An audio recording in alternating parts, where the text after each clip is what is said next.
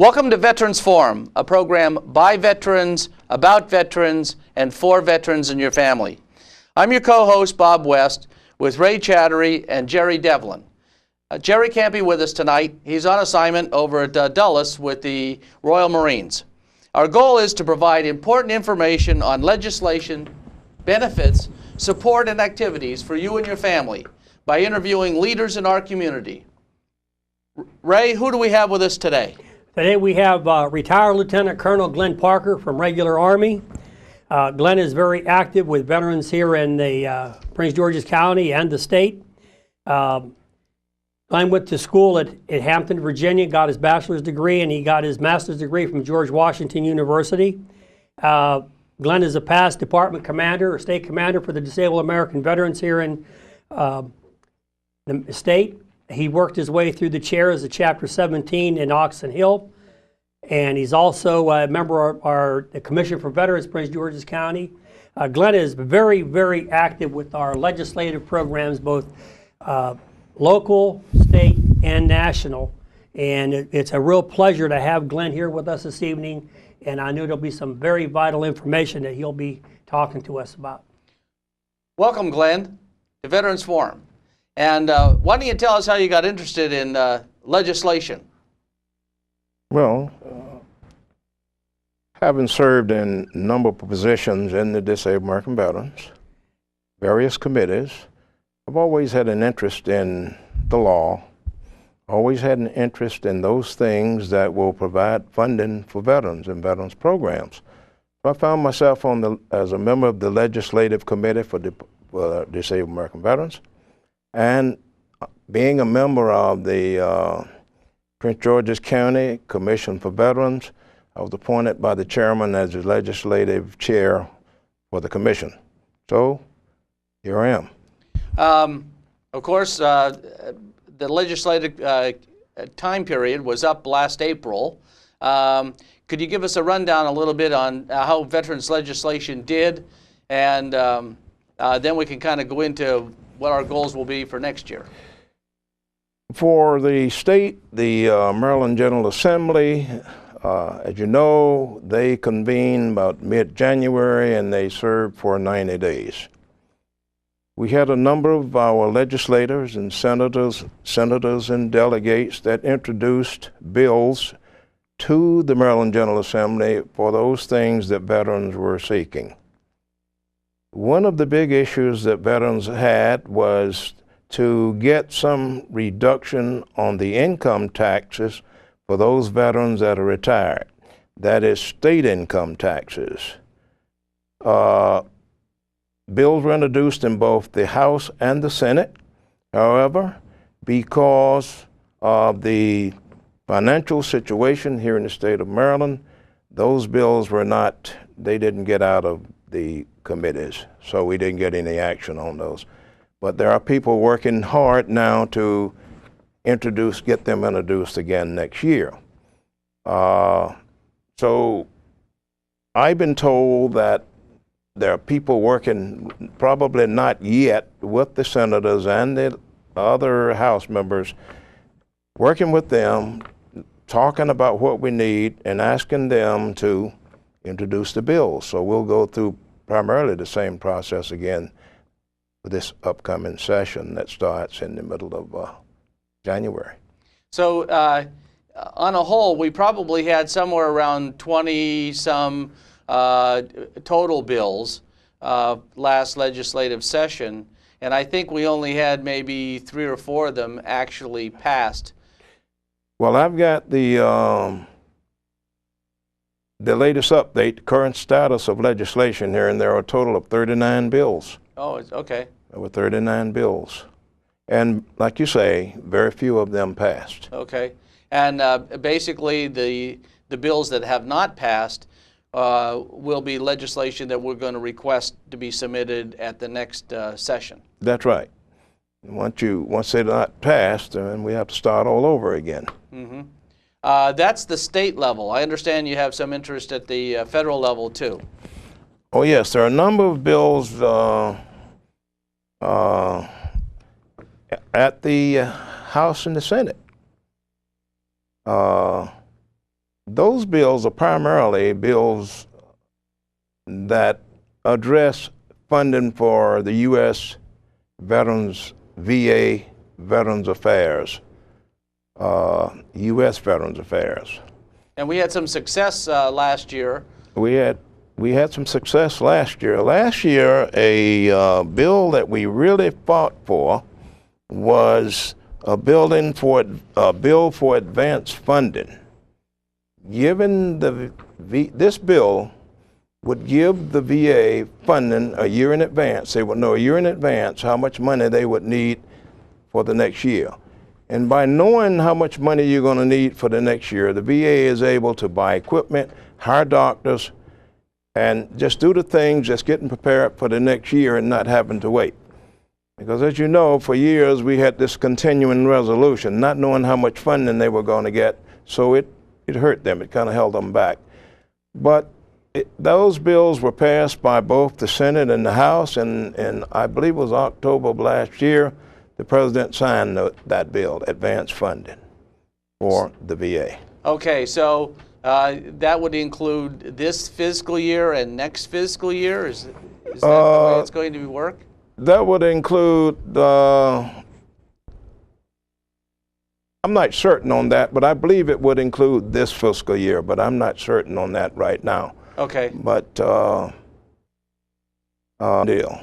Well, we're glad to hear that, because certainly deserving veterans need to get all the care that they certainly are entitled to. That's correct. One of the other issues that seems to be of issue was the backlog of all the applications that was going to the VA. Do you have any information on that? Yes, there is a backlog on claims. Lots of people are complaining about that. And there are lots of folks that are working to help improve that. Now, the VA is aware of that, and they're working hard to overcome it, but they still don't have the answer. I was looking here. I do have some information here on that status, but in the claims process. Now, DAV has been, my organization, the DAV, has been working real hard with the VA, as well as the VFW and other organizations, working real hard to find a solution to getting those claims processed. And we'll continue to do that. We'll continue to work that backlog, but I just don't have, no one has the answer as to when we're going to clear it up. The Secretary of Veterans Affairs has said he wants to clear that up in 5 years. Mm-hmm. So that means that he's behind it, and we'll see just what happens there. Well, I guess one of the issues is you have to have people, claims specialists, right at the VA who can actually do the processing and help move the paperwork through. That's right. You've got to have people that are qualified to go through these claims, rate them, and take care of them. And one of the things that I've read that we're trying to do now, rather than rushing them through, we want more accuracy. Do it right the first time. Because as you know, there are people that will put a claim in, it comes back, they're wanting more information. We want to get that right the first time. And in addition to that, they have started a program that is for quicker entry, giving people that are on active duty shorter forms where they can put in those forms before they retire or before they separate. I'm not sure how that's working because it's very new, but that is, they're doing that now. So that's going to be part of their out processing it. Part of their out processing. Well, that would be an important step to get them at least into the system initially, so that a record can be started on them. That would be an important step. However, one thing that I find as I work day to day with veterans and their claims is oftentimes veterans don't have the necessary paperwork when they put a claim in. They need their their discharge papers. They need some record of medical conditions that they were faced with while they were on active duty, and just other documentation. And quite often that information is lacking, and that slows the process down. Now, you can't always blame the veteran, because many veterans were hurt in a combat situation, and I'm certain that people didn't just rush right back and always fill out a statement of their medical condition. So we have to put up with that type of thing. And so that is a problem also. One thing that we heard today was they're expanding the Agent Orange from Vietnam disabilities into diabetes and such like that. And they were saying that this was going to cost several $billions, and some of the congressional leaders are really concerned about the funding for this. But the only person that can make a veteran is the United States government, and they put us into these dangerous situations, like the cold in Korea and the Agent Orange and all that in Vietnam. And of course, the World War II veterans now, it's pretty much down. They have a lot of malaria and stuff like that in there, and a lot of sicknesses that have gone on. But right now, they're really addressing this Agent Orange, which they denied for a long time. And so this is something that we have to keep abreast of. And one other thing is the 4 or 5 major national commanders addressed the joint veterans organizations in Congress, the Senate and the Congress. The DAV National Commander does it right near the end of February during their legislative conference. The VFW sometime in March. The MVETs also, and the American Legion, when they have their legislative conferences in Washington, their national commanders go, and they really take heed on these because of the amount of veterans and votes that we have in this country. Mm-hmm. So. That's right. They're looking at those diseases that are presumed to have occurred. They're looking at those, right. And they've just added, I think, 2 more. There are about 14 diseases now that are presumed to have veterans have contracted diseases because of their exposure to herbicides, right. Agent Orange. And it's affecting a lot of the dependents. Mm-hmm.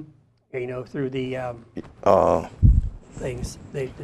Yeah, it does have. There are some effects on some of the dependents. I don't run across a lot of that right now, but I'm running across a lot of veterans now that are suffering from these diseases because of their exposure to Agent Orange.